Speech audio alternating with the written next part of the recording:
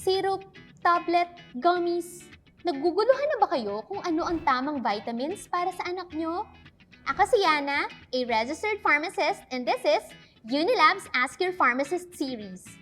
Syrup ang karaniwang ibinibigay sa mga batang may edad 12 years old at pababa.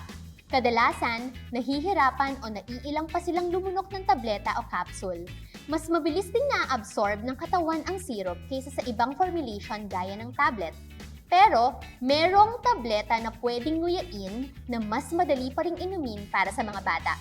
May mga gummy vitamins din na flavored at parang candy, kaya madaling maengganyo ang inyong anak na uminom ng vitamins.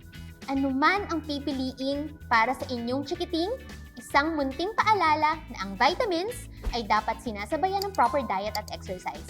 Para sigurado, don't forget to ask your pharmacist. Alagang Unilab.